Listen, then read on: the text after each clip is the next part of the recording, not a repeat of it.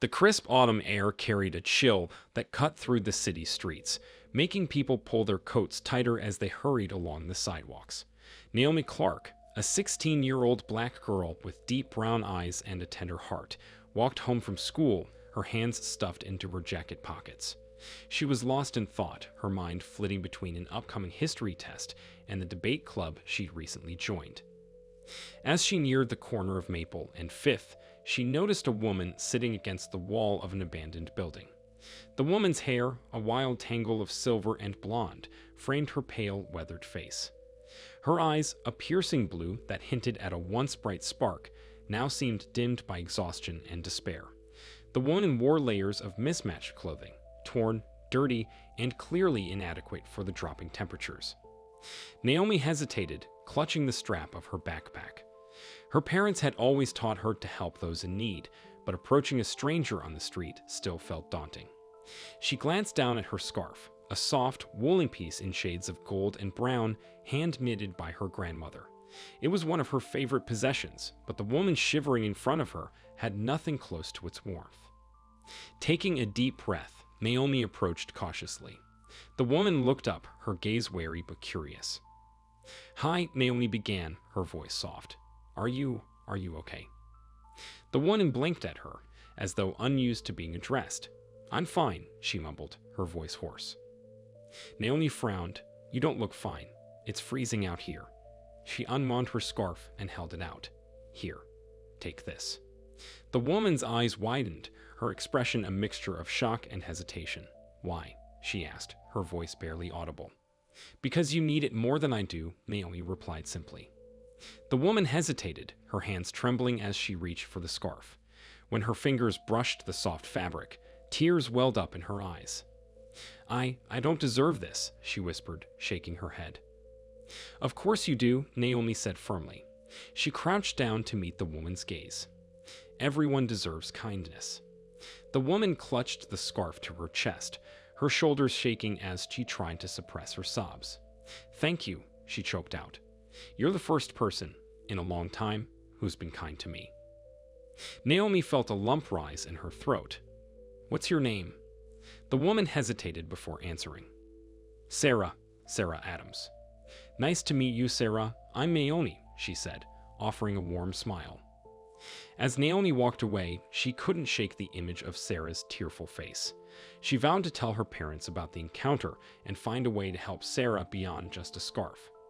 Little did she know, this simple act of kindness would set off a chain of events that would change both their lives forever. When Naomi returned home, her mother, Deirdre Clark, was in the kitchen, stirring a pot of soup. The aroma of spices and simmering vegetables filled the air, creating a comforting backdrop to the crisp autumn evening. The soft hum of a jazz station played in the background, adding to the familiar warmth of home. "Hey, Mom," Naomi called as she shrugged off her backpack and set it by the door. She moved to the counter and perched on a stool, watching her mother's practiced movements. "Hi, sweetie," Deirdre replied without looking up.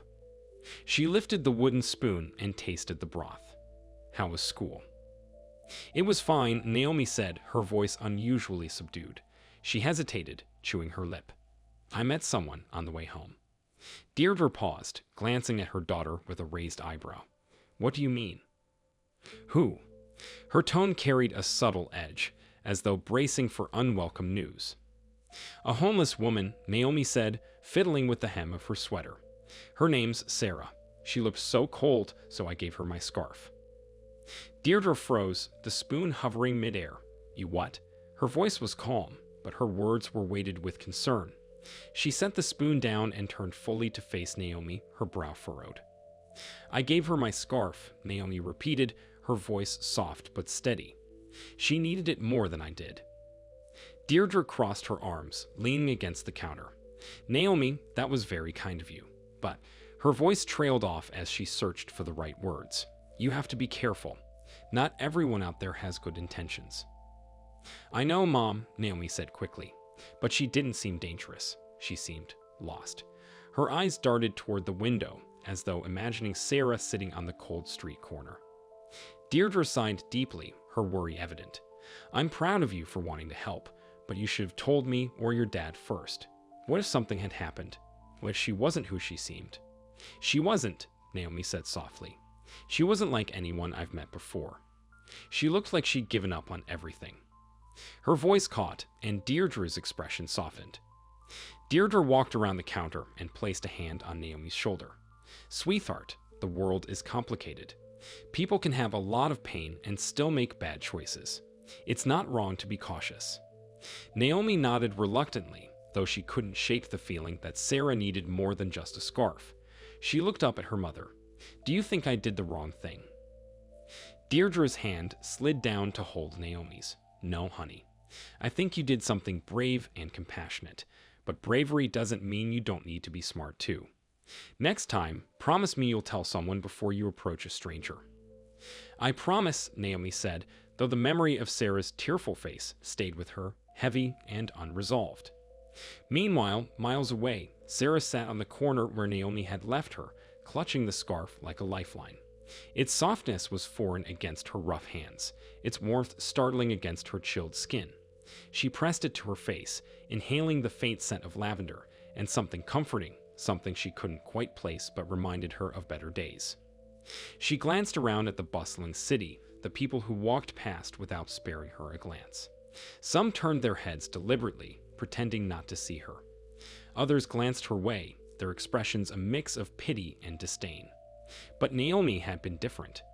The girl had looked at her, really looked, and had seen something beyond her tattered clothes and broken appearance. It stirred something in Sarah she hadn't felt in years. Hope. Her fingers tightened around the scarf as she muttered to herself, her voice cracking. It's time. Time for what? Sarah wasn't sure. Time to stop running. Time to face the ghosts that haunted her. Time to remember who she used to be. Her mind wandered to the life she'd lost, a life of luxury and status, a name that once carried weight. The memory was a bitter pill, coated in regret and shame. She'd spent years trying to forget, but the simple kindness of a stranger had cracked the wall she'd built around herself. As the streetlights flickered on and the city descended into its nighttime hum, Sarah stood. The scarf trailed behind her like a banner as she walked, unsure of where her steps would lead. She whispered to herself again, this time with more conviction. It's time. At home, Naomi couldn't focus on dinner. She pushed her food around on her plate as her parents discussed their day. Her father, James Clark, glanced at her. You're awfully quiet tonight, Naomi. Everything okay? Yeah, she said, though her voice lacked conviction. Deirdre shot James a look, and he set his fork down. You're still thinking about the woman you met, aren't you? He asked gently. Naomi nodded, her eyes downcast. She just seemed so sad. Like she didn't have anyone. I wish I could have done more. James leaned forward, his expression thoughtful.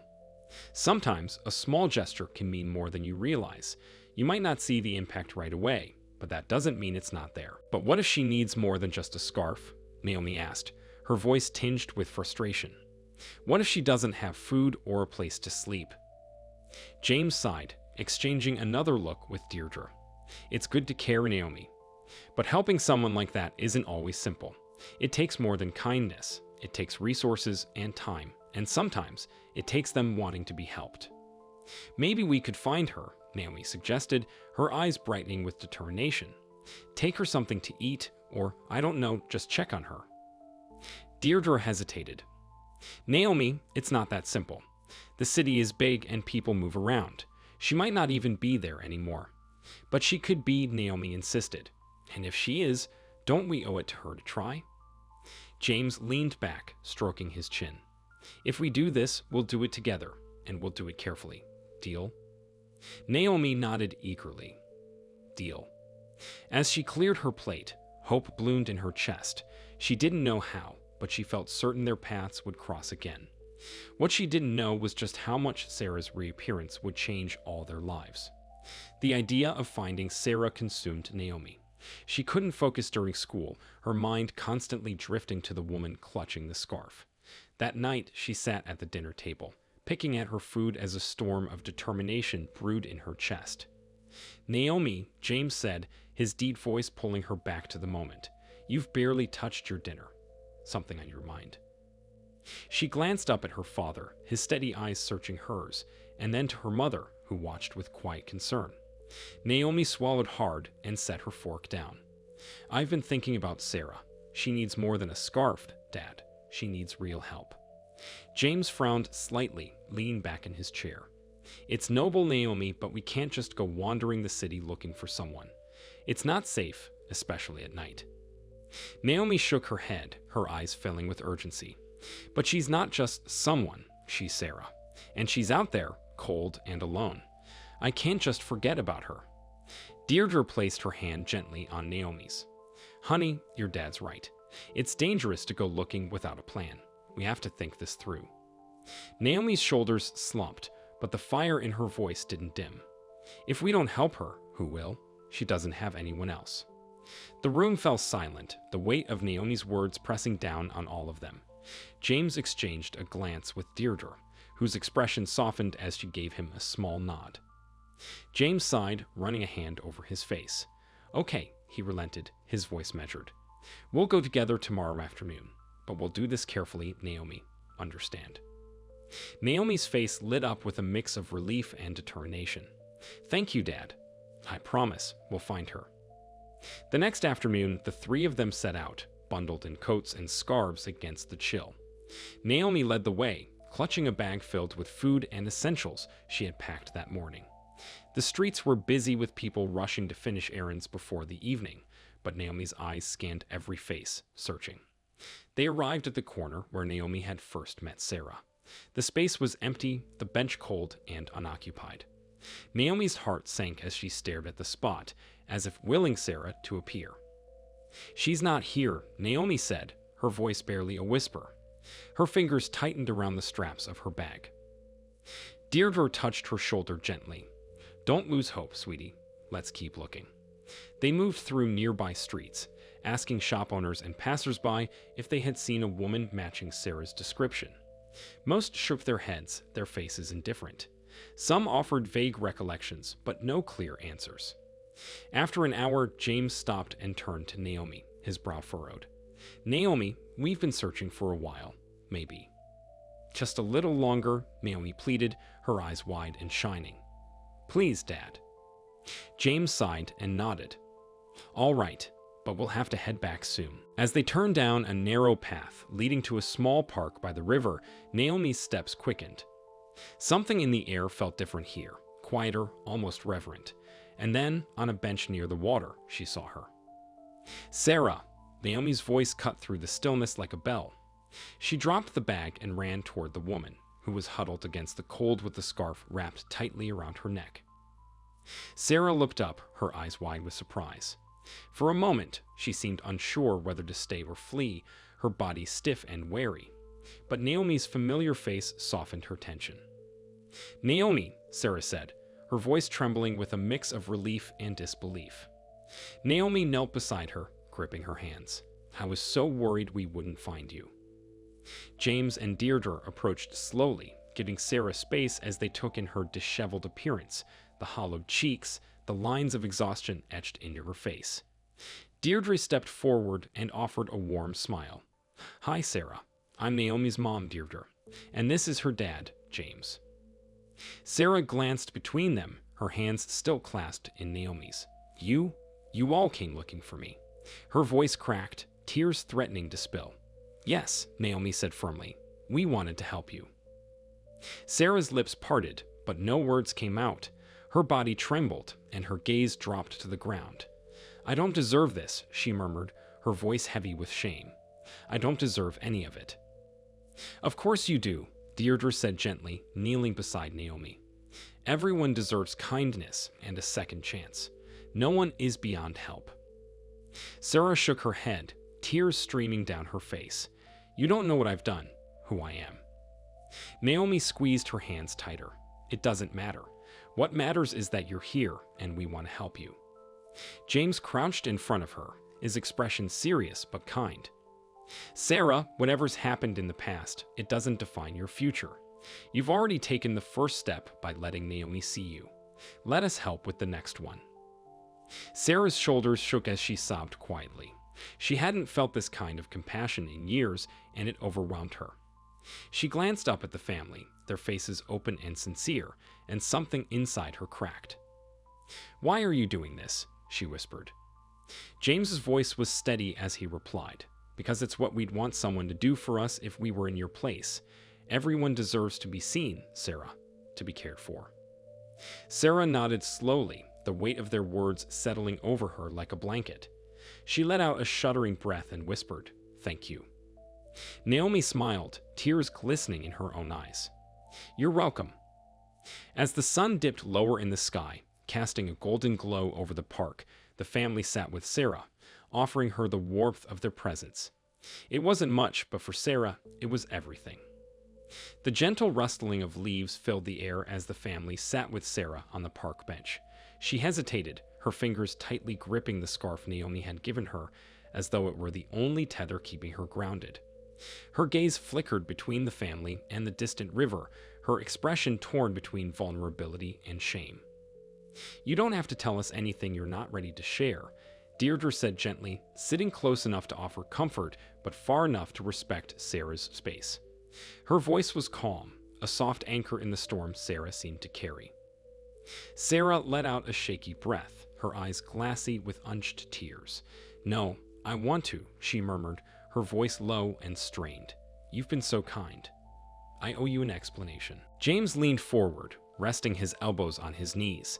His presence was steady, unyielding yet non-judgmental, as if silently assuring Sarah that she was safe.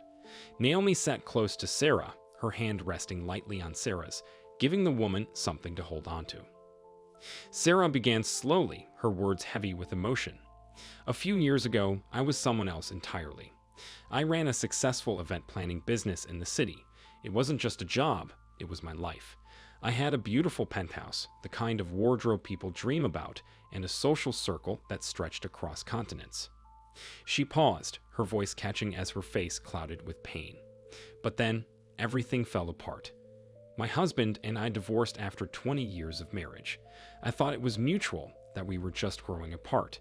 But then I found out," her voice cracked, and she shook her head. "He'd been seeing someone else for years."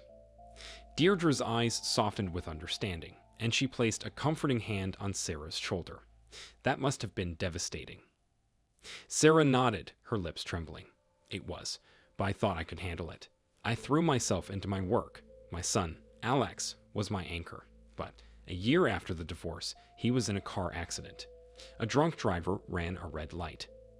Her voice broke entirely, and her hands shook as she pressed them to her face. "He was only 22. My baby, my only child." Naomi's eyes welled with tears, and she leaned closer, wrapping her arms around Sarah. "I'm so sorry, Sarah," she whispered, her voice choked with empathy.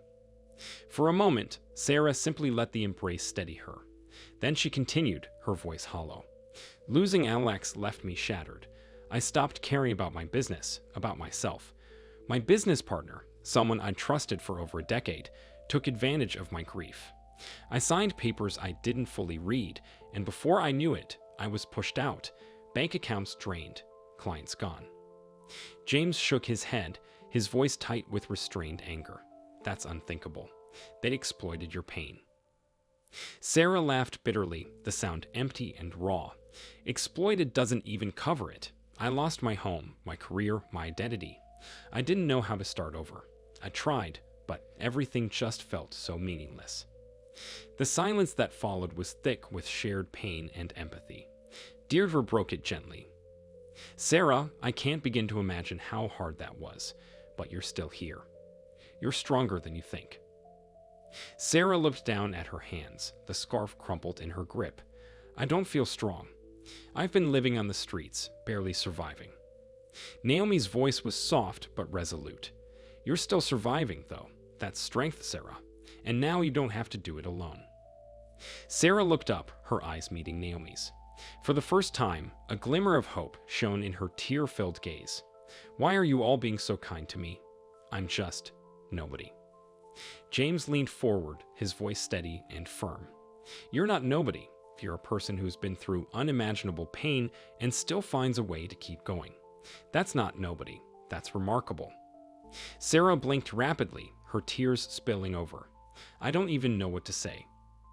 You don't have to say anything, Deirdre said, her voice warm. Just let us help you take the next step. Sarah's lip quivered, and she clutched the scarf tighter. I don't know how to thank you. Naomi smiled, wiping her own tears. You already have, Sarah. You reminded us how much a little kindness can mean. As the Clarks worked to help Sarah find shelter and resources, they learned something shocking.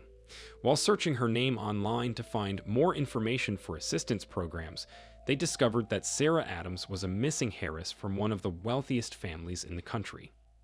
When they confronted her with the discovery, Sarah broke down. I didn't want anyone to find me, she admitted. I was so ashamed. I thought if I disappeared, the pain would stop. James placed a reassuring hand on her shoulder. Sarah, your past doesn't define you. What matters is what you do now. With the Clarks' support, Sarah began reconnecting with her family and rebuilding her life. And she never forgot the kindness of a young girl who had seen her humanity when no one else did. Naomi's scarf remained a symbol of that moment, a moment that changed everything.